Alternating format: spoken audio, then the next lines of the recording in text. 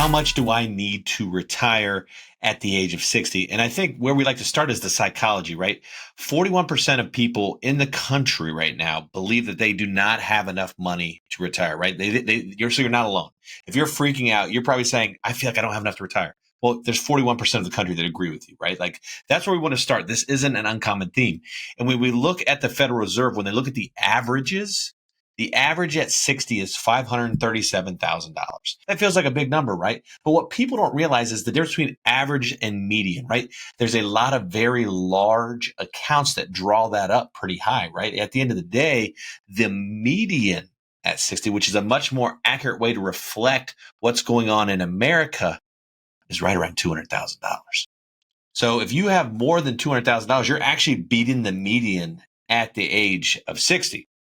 Now, when we think, all right, well, Greg, that's great that this is where everybody's at. What do I need? I think that's where people are going. What do I need to retire at 60? And I think a lot of people start applying the 8X rule, right? They start saying, what are the expenses you had when you were working and living? And let's times that by 8. So let's say you had $100,000 of expenses in a year. That's a very common amount we see with our clientele. That means you presumably would need $800,000 to retire using that math. And this assumes 5% returns and that your expenses obviously don't decrease as you go into retirement, which isn't correct. But we don't think that's right. I think that's uber conservative and maybe even misleading to the point of making you take on risks that you don't need.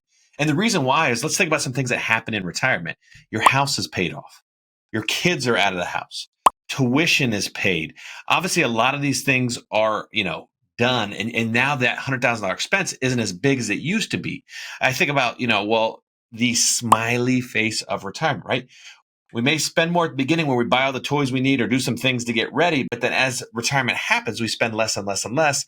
And then if healthcare expenses happen, unfortunately, at the end, it may go up a little bit. So that's the smiley face of retirement, where all the ADEX and other models assume linear spending your retirement lifetime.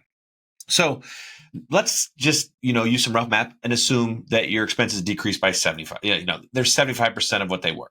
So instead of $100,000, you have $75,000 of expenses.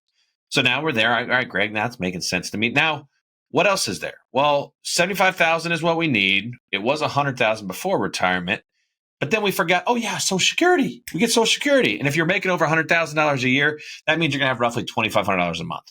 So that's $30,000 per year, meaning of the $75,000, we just shrunk the gap to only needing $45,000.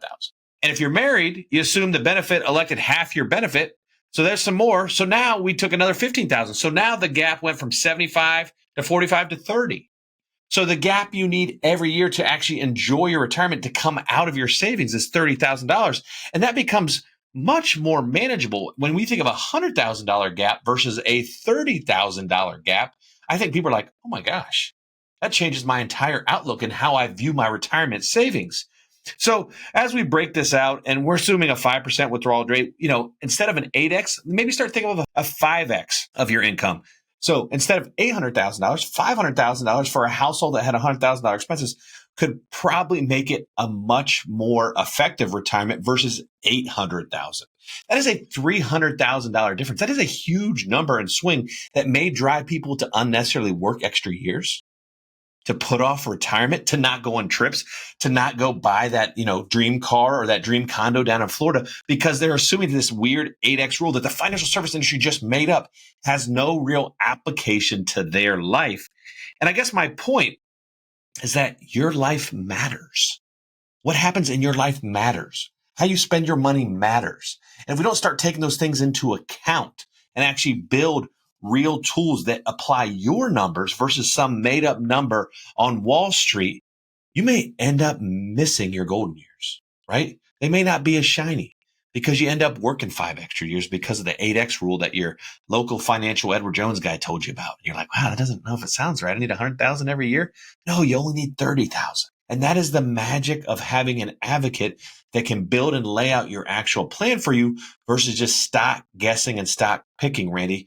That is why every retiree needs a second opinion. They all need a roadmap in retirement.